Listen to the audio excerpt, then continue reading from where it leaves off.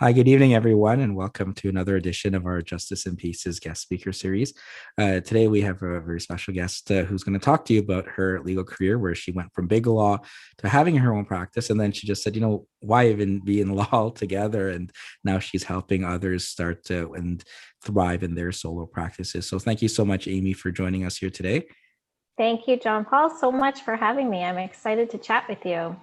Right, it's a little bit different because I think usually you're on the other end, so it's always a little bit different to be on the hot seat, I suppose, than asking the questions. So I'll start with an easy one here, very broad here. Get you started. Perhaps maybe you could tell us a bit about that journey there, and maybe we can go through getting into law to begin with, and certainly progressing into working in big law there, and then leaving it, and then leaving that solo practice and saying, hey, you know what, I've learned so much, I'm going to share the value there and the insights with those who are starting up. So thanks again, and I'm looking forward to talking with you. Great. I feel like the answer to this question could take the whole time we have. So jump in whenever you feel like you want to. So we were saying before that I didn't come from a family of lawyers. I didn't know a lot of lawyers growing up. I did my undergrad in sociology and was kind of like, okay, now what do I do with this sociology degree? So I applied to a whole bunch of law schools. I just figured, well, that might be a good job. And I got into law school and I did the dual program at the University of Windsor and the University of Detroit Mercy. And I think I wasn't sure why I wanted to go into law. I wasn't sure what I wanted to do. And I got caught up in the whole OCIs. You want to get a job at big law, you need to apply for that. That's kind of what to do. And so that's what I did.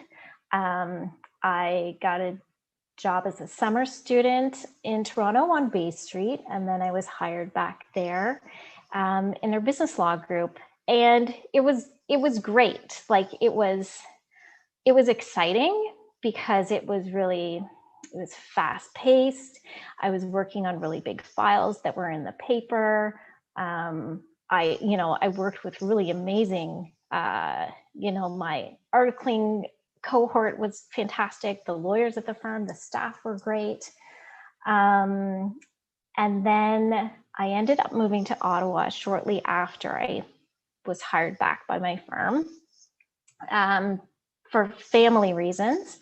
So I moved to Ottawa, which was a new city to me. And I started working at one of the national firms that has an office in Ottawa. And I was there for 10 years. And once again, great experience, really great files, interesting work. But this is the big but. I had kids. So my life really changed and my priorities really changed. And I had a really hard time figuring out how I could fit what I wanted into a big law job. And I think at the same time, they weren't quite sure what to do with me either, because a lot of the firms at this time, they didn't have of counsel. The path was you become an associate and then you work to become a partner, and then, everything should be great at that point. So I was fortunate that I could take a leave from the firm, and I took that time just to figure out, just to slow down and say, okay, what is it that I want to do? And I found I couldn't do that when I was working because it was so fast paced. I was doing a lot of transactional work, and you'd be super busy and then it would be quiet for like a couple of days and then you'd ramp up again. And so I couldn't find that time to just take a break and take a breath and kind of figure out what I wanted to do. So I was off, and a neighbor of mine had just moved to Canada, and she was all into online platforms and technology. And so we ended up starting a virtual store together. It was a gift shop. So it was totally not law related. We were selling curated, handmade Canadian products. So it was really eye-opening for me to own this business. And I would go to a lot of networking events, just for female entrepreneurs, small business entrepreneurs, and was learning so much stuff about marketing and ideal clients and how to price and all this stuff. And it was like this whole new world opened up for me.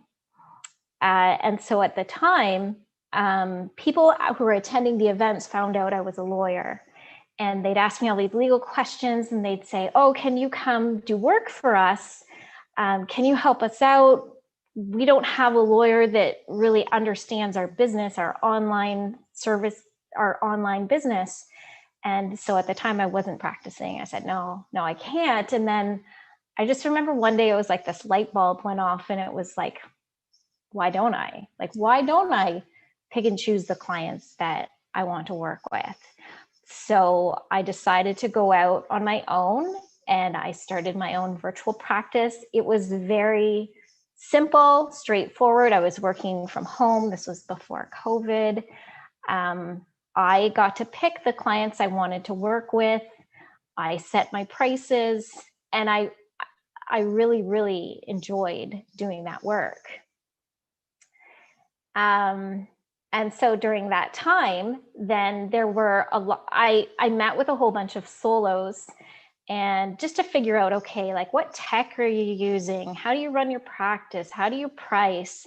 And my big question for all of them was like, okay, where do you guys all go? Like, where do you go with your questions? Like, do you meet up somewhere? Is there some kind of online group? And no one really, there wasn't anything out there at the time. So I started a Facebook group for Canadian solo small firm lawyers, and it's still running now. But I just wanted to find a place where we could all go and ask all kinds of questions and support each other and refer work.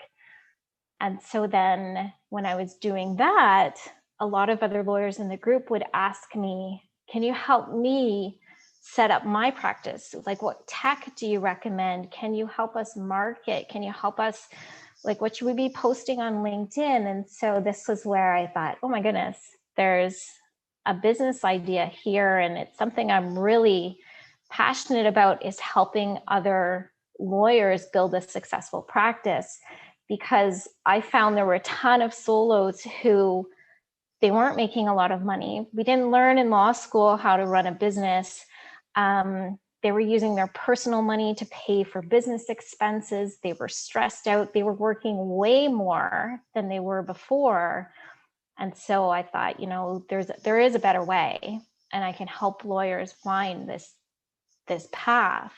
So then I was half in both worlds. So I was still practicing law, and I was also helping lawyers establish their solo practice. And so it was earlier this year, actually, it was in February.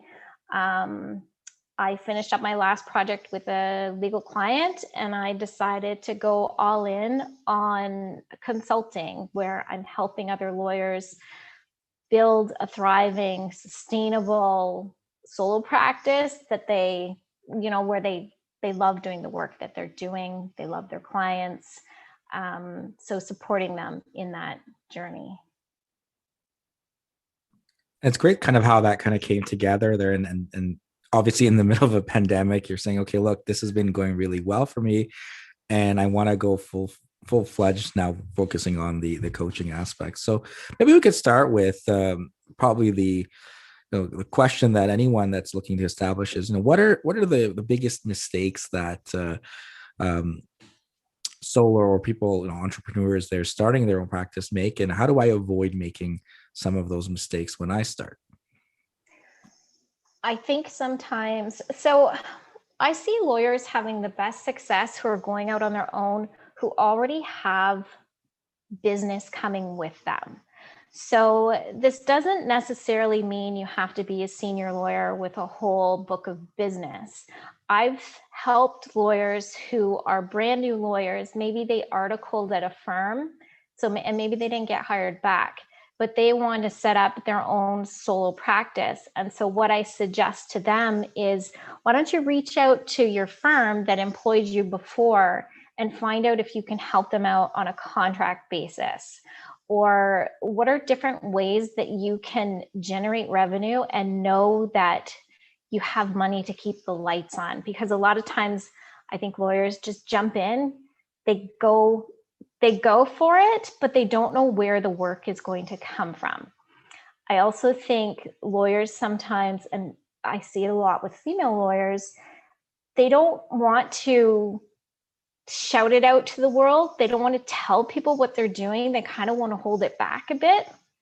And that's going to hurt them, because they may have clients who are super excited to work with them, but their clients don't know what they're doing. So I've seen a lot of lawyers have success by talking about the process of ramping up their new practice, and talking about they're launching their practice, what's it going to look like, and what kind of clients are they taking. So it's bringing their audience along on the journey as well. And I think another mistake I see lawyers making as well is they like to do the behind the scenes work. So they want to make sure their website looks great. They want to make sure that the copy on their site is perfect. They want to finalize their logo. They want to have it just right. But the thing about that is, you can have the best website in the world, but if people don't know about you, they're not going to come to your site. So you have to get yourself out there. You have to put yourself out there, which I think sometimes is hard for lawyers to do, especially lawyers who may be coming from big law, who are used to the partners getting the work or having a marketing department do the work. Because now as a solo, you are all of those different things. So you have to be willing to take some risks, put yourself out there, and just get out from, well, it's hard to say this during COVID, but I was going to say get out from behind the computer. But all that admin stuff, you can do most of it as you go. You jump and then you build your parachute as you're coming down. So I like that analogy there about building the parachute as you're coming down. So what are the things there once you jump and you say, look, I'm making the leap, or someone calls you and says, Amy, I'm starting my own practice and I've been working in big law, or I've been working at a firm and it's not for me. I just want more control of everything. What are the things then, like sort of the initial steps of getting everything started? I mean, again, like you're saying, don't kind of be behind the scenes there so much as to go out there and then put yourself out there and tell everybody, hey, I have a practice, it's in this area, clients welcome. What's sort of the first initial steps that they need to do to get kind of off the ground and running? Yeah, I think the very first thing you need to do is, like, don't make a rash decision. Sometimes I think lawyers are like, oh, I'm just going to do this. Like, I really think it's important to take the time and make sure it is what you want to do, because it can be quite time consuming to run your own business. And I also think lawyers think it's very expensive to start your own practice, but depending on what you want your firm to look like, it doesn't have to cost much. So I started my practice with, my really old laptop, my old printer. Really, the only expenses for me initially were my law society fees, Law Pro. You have to have a decent internet connection. And then I had an email address. Like, I didn't have a website. I didn't have all of those things. So initially, there isn't necessarily a lot of admin that you need to do. You could always go the other direction. And I've worked with clients who say, no, I want to make a huge splash. I want people to know I'm solo. I'm working with high-end clients. And so they want the bricks and mortar location. They want it all furnished and everything. And so you can go either way. It's really what you want to do. It's really what your budget is and what is in line with your vision. So other than the background behind the scene things, what you can do to get the word out there is a great example of this is Erin Durant. She's a lawyer who recently left a national firm. She started her own practice maybe a month ago. It was very recent. And she's posting on LinkedIn about her journey, about what she's learning. Another lawyer is Karina Lench, and she's posting about what's going on with her. So if people in the audience are live or watching back and are thinking about it themselves, I would suggest following people like Karina and Erin to see what they've done, because it's really worked well for them. But it's also about just talking to other people, the people you went to law school with, your colleagues at your firm, because your firm might be conflicted out of files, so they can pass it on to you. Speaking to friends and family, it's telling everybody. I think a lot of times if you meet someone, so I don't know, you're at a soccer game or something, and someone says, "Oh, what do you do?" And you say, "I'm a lawyer." There's nothing else to it. But if you run your own business, I really suggest you put yourself out there a bit, and you say, "I'm a lawyer and I help." And then you say who it is that you help, and you get really specific. Because I think that's how people are going to remember. They're going to say like, "Oh yeah, she's the music lawyer," or "she's the lawyer who helps kids," or whatever it is that's your niche. You're much more referable if you have a specific niche rather than "I'm Amy the lawyer." Yeah, and it's great. I think you mentioned Erin there. I think you shared a post there not too long ago about her first month of recapping kind of what it was like. Yeah. And no, it's great that we're seeing more content and people putting and sharing that. And again, as you even harken back to when you had that the group there for solos to kind of look at what tech you're using or what other ideas. But there are, I mean, I think maybe it's the legal industry a little bit more than others, but no, there's always that kind of apprehension of or it's like imposter syndrome or sharing just kind of how am I going to be judged by putting all of this out there, and kind of what do you say to kind of maybe those who want to overcome that kind of fear of, if maybe not that many people see it or too many people see it, or what if it gets back to my clients, or how do you kind of deal with all that in terms of starting to brand and market yourself? And I mean, obviously, if you don't have anything out there, then nobody knows who you are and nobody knows to contact you. So kind of what would you share for those who have that sort of fear of posting or of bringing things out there? Yeah, I think that's a really great question. I'm glad you brought it up. So the first thing you want to do when you're thinking about marketing is really get in the head of who your ideal client is. So you're the client you want to work with. Lawyers will often say, "Oh, I'll take any work that comes in the door." But really, as you focus in on your practice, you'll figure out your zone of genius and who you like to work with. So once you figure out who that is, you get into their head and you find out, okay, what do they like? What do they like doing? Where are they hanging out online? What are they talking about online? What are their pain points? And so let's take a business owner who's often on LinkedIn. And so you want to get more work from that type of client. So you should be on LinkedIn as well. And so I see this a lot, especially with LinkedIn, because lawyers see a lot of other lawyers and professionals on there, and it's a very professional platform. And so they are nervous about posting, or they'll write a post and they'll never actually post it because they're worried they might get something wrong, or they're worried they're saying the wrong thing and they don't want to put themselves out there. And so my advice is, okay, what's the absolute worst thing that's going to happen? So if you post something, think through it in your mind. What's the worst thing that's going to happen here? I don't know, maybe someone will call you out and say like, "No, actually, that case was appealed," or whatever that is.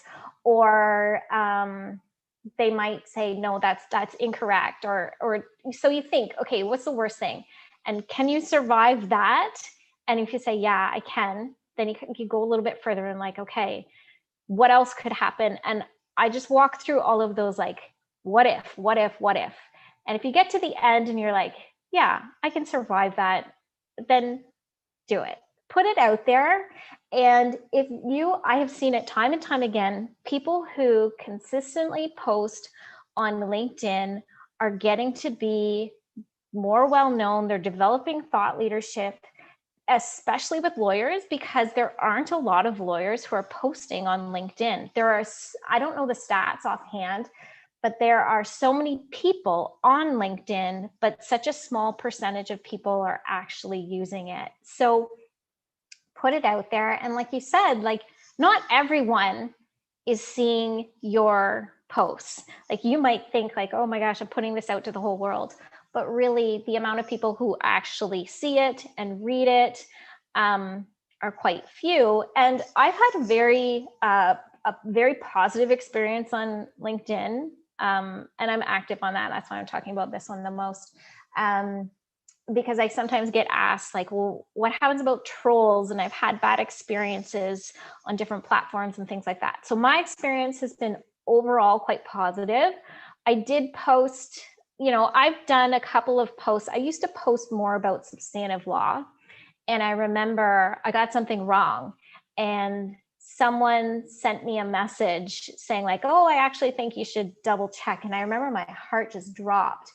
But at the end of the day, it was fine. And they actually sent me a message rather than posting it in the comments, which was quite helpful. And I mean, you can always edit your posts. You can delete them. I don't know if that's always the best thing to do, but there are like my suggestion is just go for it. Do it. See what happens. I never used to post on LinkedIn. I don't even know why I had my account. And then once I had my own business, I realized, okay, I need to start posting. And it gets easier the more that you do it. And then I started doing videos on LinkedIn, which I never thought I would do. But it just gets easier the more that you do it, which I'm sure you know that experience as well. Yeah, so I know you just posted that a couple of weeks ago about doing the video content there, and again, I would probably completely agree with you. Maybe a year and a half ago, I don't know if I had anything on LinkedIn. I barely like just that I wherever I had worked, and whoever would connect with me, I just go in and connect with them. And then a year and a half later, I mean, I probably have like hundreds of videos and clips and stuff from all these different lawyers. So yeah, let's talk about videos then, and kind of how you got started with doing it, and how, I mean, I think we could both agree about encouraging people to go in and do a little clip about something. And obviously there's other content, but I think personally, maybe a little biased, that hearing from people, even if it's like a 1 minute little thing about something, is always great. And um, that's one of the easy selling points I've had with getting guests. I say, you know what, if you don't want to make something, just come on and take the file and cut off like one answer to a question and post it somewhere, and it's great. You'll get a lot of people appreciating that. So maybe you can share a little bit more about that, and what you've seen in terms of the benefits of it. Oh yeah, there's so many benefits to it. So video marketers will say video helps with that know, like, and trust factor. And I absolutely agree with that.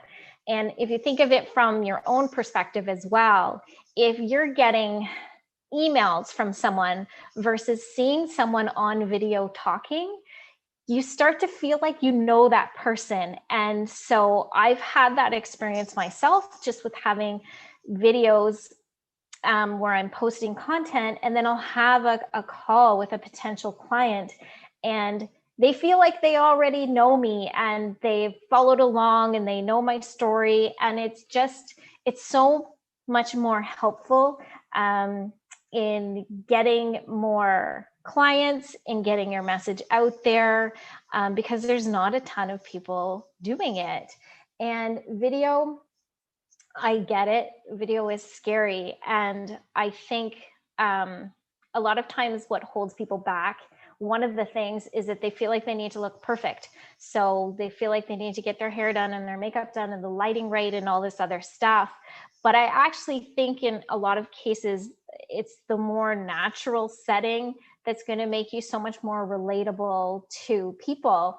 And I think this is where COVID has helped lawyers, because now we're all doing calls from home. So people see what our houses look like. They see our cats running across our desk, and they see life happening around us. And so I just find that when people are on video, they're so much more relatable. And yeah, I just think by posting more video, also posts on LinkedIn, I've had so many opportunities. I just, as a few examples, like I have been on a guest on podcasts where I, really looked up to these people. I became a strategic advisor for a Good Lawyer, which is a platform for lawyers.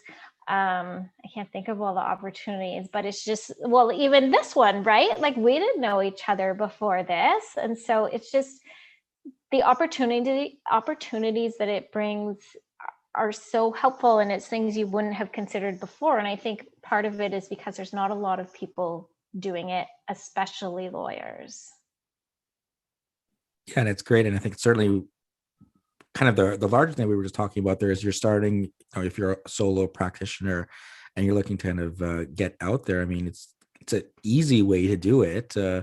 And you don't have to go and hunker down. I mean, maybe that's still something on Google Ads or something like that, because it's on LinkedIn, right? I mean, it's free to post, um, and you get more content out there, and you get your brand up there.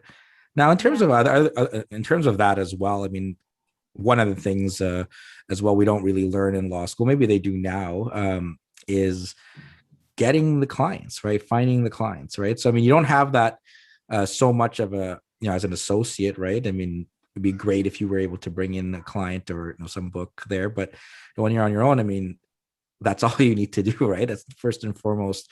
You need the clients, otherwise you're not. There's no legal work to be done. So, what are some other ways and kinds of building and getting connected and networking and tips like that for then just starting up, or even while you're established and continuing? Because as you know, once you finish up with the client, you got to start getting some more, or kind of always having that cycle keep going forward. Yeah, this is a really great question. And so I think for people who are first starting out, so you might not necessarily know what your niche is. And so you're thinking you can help all different kinds of people. And so there's so many different ways you could go. So one thing I've seen some lawyers have quite a bit of success when they first start out their practice are BNI. So they're networking type groups. There's BNI is one of the, I don't know if it's the most well known, but it's quite popular. Another is GR. And so what these are is they are networking groups that meet once a week, and there's a seat for a certain type of lawyer. So they might have a seat for a family lawyer, a seat for a business lawyer, a seat for real estate. And so you go there each week, and the idea is that you're referring work back and forth to each other. I haven't I've gone to a meeting before, but I haven't been a member of one. But I have seen people, when it's the right group, bring in a lot of revenue through that type of practice. Another way is just going to conferences and events where your people are going to be. So when I was practicing, I initially was trying to work with more female entrepreneurs, startups. And so I would go to those types of events, but I would also apply to speak at those events, which was super nerve-wracking for me. It was kind of back in the day. But once again, you have to put yourself out there. And once you are a speaker, you're automatically elevated in terms of your thought leadership, and people at the conference automatically think you know what you're talking about. You might not, but you are different than someone who's just attending. So I think speaking at events, writing is helpful as well, but you have to think about your audience. Is your audience reading your posts or wherever it is you're writing? You have to make sure your audience is actually going to see those things. And like I said before, it's really all about telling as many people what you do, but it's also helping other people as well. So finding ways that you can help that person's business, and it kind of comes full circle, right? So those are a few of the things that I'm seeing. Those are kind of the main ways I'm seeing it right now. And then, of course, referrals from other lawyers, referrals from accountants, especially for business lawyers. And if you're in real estate, then getting to know real estate agents and brokers. So there's so many different avenues based on your area of practice and your specialty, and also where your people are. There's so many different things you could do. So I think really the key is finding out who do you want to get in front of, where are they hanging out, and how can you hang out there as well, and how can you be helpful to them, right? You don't always want to be selling to other people. You want to build relationships. Another great spot is actually in Facebook groups too. I've seen a ton of lawyers get work through local business owner Facebook groups. So there's so many different options. I think you had also, I mean, I could be wrong, and obviously it's live, so we'll just go with it. Had posted about how you respond to those. You were talking about referrals, about responding to referrals, because otherwise someone's not going to keep referring it to you if you didn't take care of their client. That so was hopefully, me. You're right. Okay, good, good.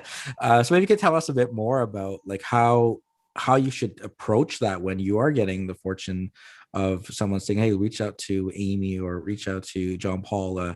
He does criminal law and he'll be able to take care of you. What should you do to kind of make sure that that referral there turns out to be, first of all, a client, and then a client that's happy with the work that you've done?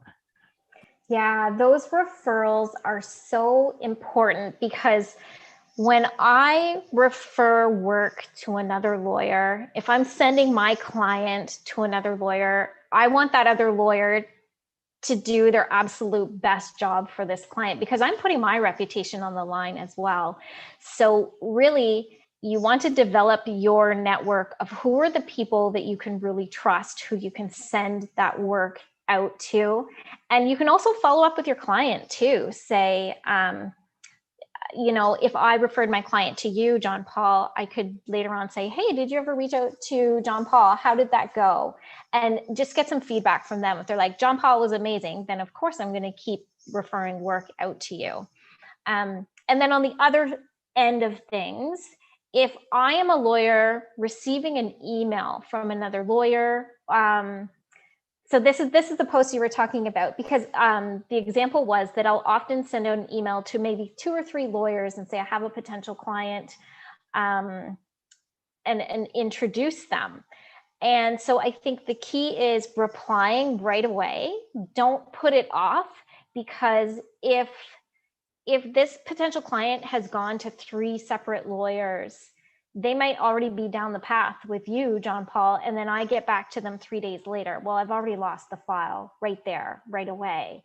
I also want to make it really easy for them to get in touch with me, to contact me. So I'm seeing more lawyers using online calendar software like Acuity or Calendly and things like that, where they can just click on the link and set up a call and get that all done right away. And then also showing them that you understand their situation, you have helped people before, responding to the issue that's going on. An example I give sometimes is, if I were a family lawyer and I had gone through a divorce and someone's contacting me about a divorce, I could say something like, I'm sorry to hear you're going through this. I went through this myself. I support a lot of my clients in this way. So they're, just showing that person behind the email, I think is really helpful as well. Now, continuing on, I think for my students who are not quite yet, obviously, in terms of starting a business, and part of them is they want to get mentorship, and it's important, obviously, to have mentorship in the profession. I think, especially for solo practitioners, just as we were talking about before, I mean, you don't know anything until you've kind of experienced it, and you want to go to those people and get their advice of what worked for them, what didn't work. I mean, kind of like what we're doing right now. But I think you had something about just connecting with people about I think I'm definitely guilty of this, so I can't say I'm any better, but I just see somebody, they posted something and I'll just go in and hit connect and hope they connect with me, and sometimes it's like weeks later I'm like, oh, who was that, and then I have to kind of remember why. Yeah. But I'm sure probably if there was a little note there that it would have gone a little bit further, but maybe you could talk a bit more about kind of making those connections and then explaining kind of why you want to connect with people. Yeah, and I want to talk about mentorship too. So I'm going to write that down because I'll forget. But I'll talk about connecting, and I'll talk about LinkedIn specifically. So LinkedIn has this great opportunity for all of us where we can reach out to people who we wouldn't necessarily reach out to in real life. And so I have sent connection requests to people who I really admire what they're doing. They don't have to be in the legal field. It's someone who, might be running this really amazing company that I'm interested in. And so I will reach out to them and I will put an individual message and say like, hey, Brenda, I really enjoyed your post. I really admire what you're doing. I would love to connect with you here on LinkedIn to see what you're up to. And I think that absolutely increases my chances that that person is going to connect with me rather than sending the blank connection request, which I do as well. But you're going to increase your chances when it's someone who you don't know at all. And then, of course, when you connect with people, I get these quite a bit. You probably do as well. I'll connect with someone and then right away they'll send me a message saying like, hey, download my free ebook on whatever, or hey, I'd love to, I don't know, book a discovery call. Like, it's like you're jumping way ahead of yourself, right? So the connection is just, that's like the handshake kind of thing when you first meet someone. And so if it's someone you want to get to know better, you can do that in the DMs, but you're not jumping into the like, hey, let's get on a call. It's like, what do you have in common? What interests you about that person? And talk about that. I actually saw I'm not sure if he's a lawyer, but in his profile at the end of it, he said something like, I make the world's greatest chocolate chip cookies. And I just thought that was great. And I also think I make the world's greatest chocolate chip cookies. So I sent him a message and we had this back and forth. So it's just finding a way to connect with people that way. And so what do you do then if someone doesn't accept your request?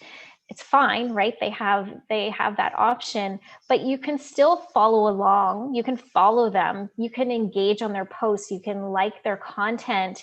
And eventually they might say like, oh yeah, this John Paul person is interested in what I have to say. He has really great comments and commentary. And so they might actually end up requesting you. So just because someone doesn't accept your request right away, that's fine. That's their option, but you can still see what they're up to, and comment and engage. And for someone who posts regularly on a platform, to have someone regularly helping to boost their engagement is actually a great way of supporting them. And on the mentorship piece, this is one of the questions I get asked the most, especially by new lawyers who want to go solo, but they're not quite prepared in the substantive law aspect, because I don't help lawyers with that piece. I help them with the setup. But what happens if you need help with the substantive aspect and you don't have this network of lawyers? You're not in this large firm. You can't go down the hall and just ask someone a question. So what do you do? This is a tough question. And I posted, it must have been within the last 2 weeks, the Practice Pro put out a list of mentorship programs. So you can check it out on Practice Pro or check my posts. It's there and it's a pretty extensive list. I was quite impressed with it, of more formal opportunities that they have. The Law Society has a a coach and advisor network as well, where you can ask substantive questions there. But then also think about your network and who are the people you know and who are lawyers who might be willing to give back your time. And when you're looking for a mentor, you probably aren't going to luck out and find someone who can mentor you in all aspects of your practice and substantive law and like the tech and the setup and everything. But you might find someone who, if you're a criminal lawyer, a more senior criminal lawyer who is happy to kind of take you under their wing. So you don't want to ask for everything under the sun. I had a call with a lawyer.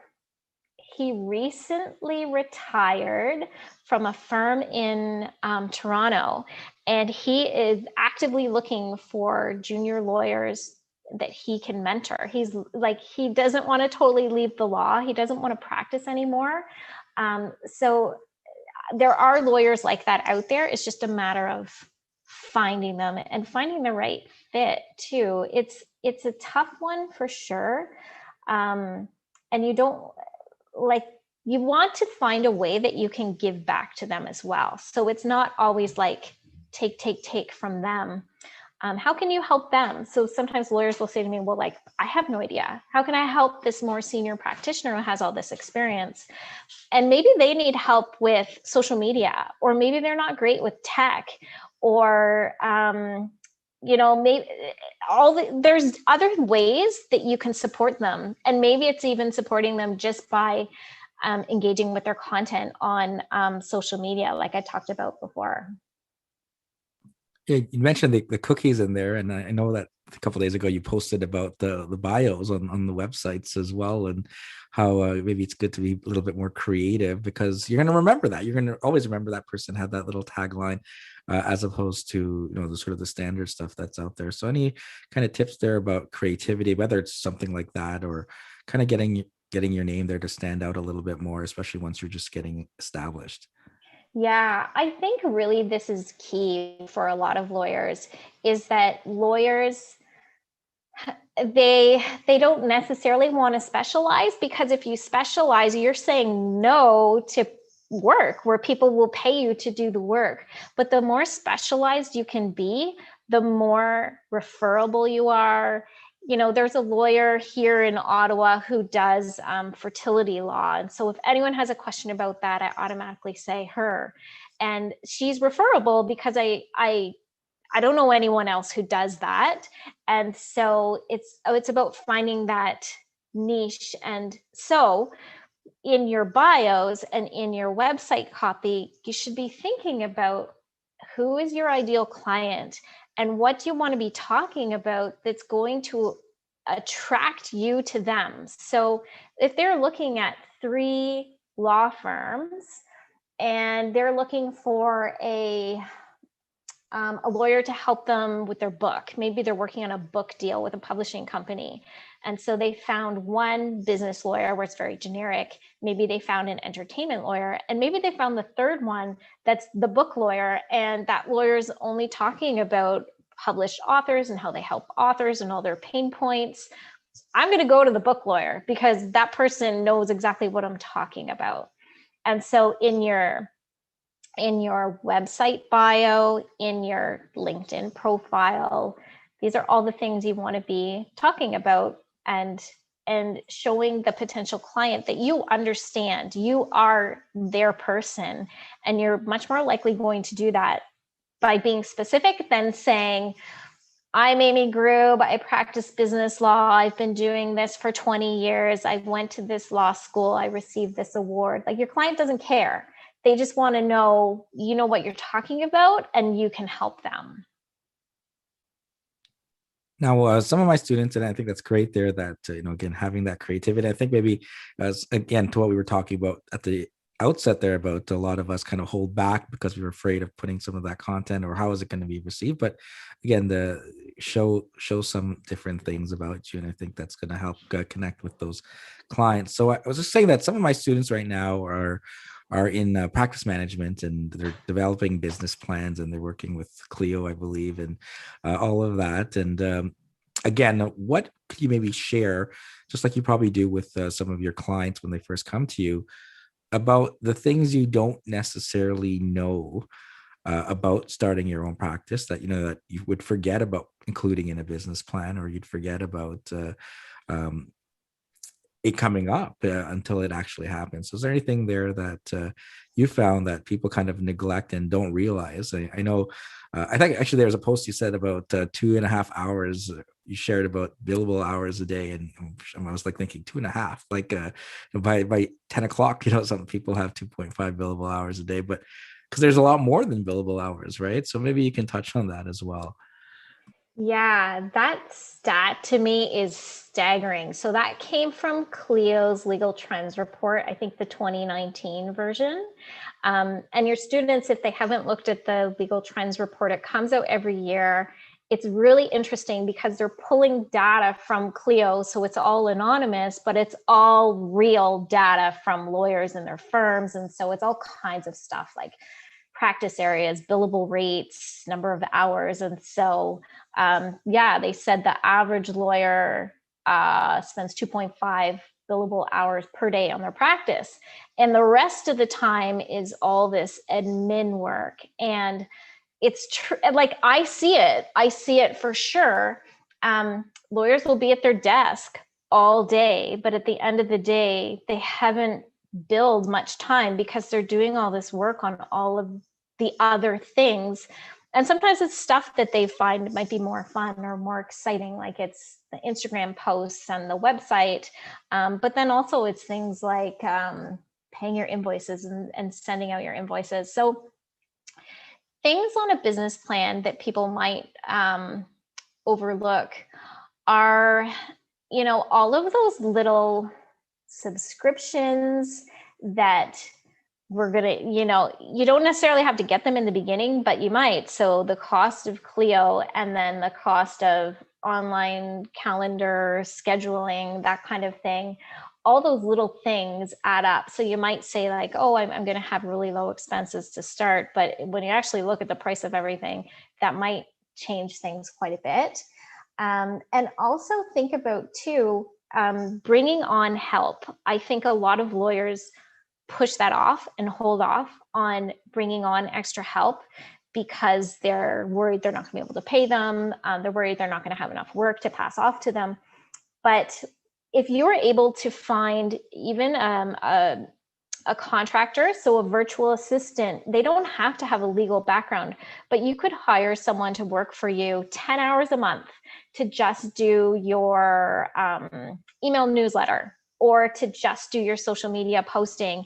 And the cost of that is maybe $30 an hour or something like that. So think about in your business plan, bringing on people maybe a little bit earlier than you would normally think. And you don't have to bring them on full time right away, right out the bat, but that person is going to cost you so much less than what you can actually bill out to your clients. So that can save you quite a lot of money as well.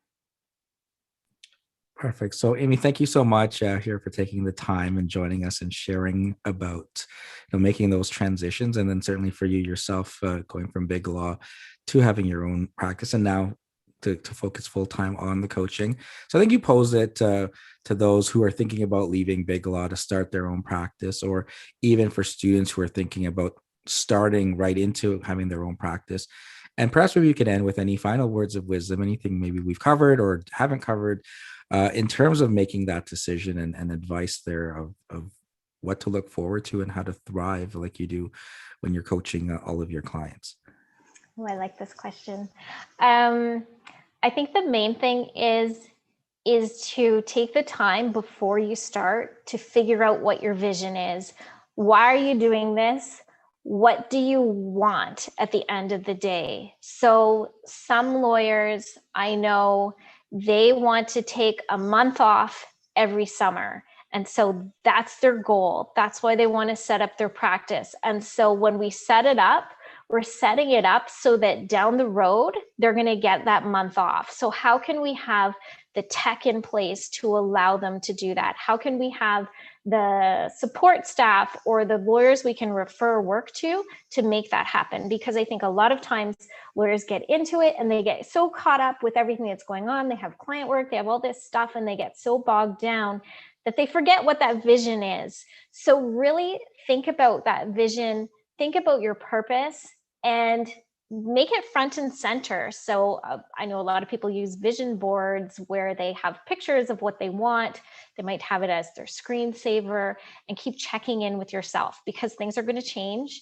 And maybe you want to take a month off now, and then you're like, no, I actually don't want to do that. I want to go in a different direction. So keep checking in with yourself, but take the time to do the work on your business, rather than being in your business all the time. And you might need to block that time. Maybe once a month, you're taking a couple of hours just to like sit back and think and prioritize.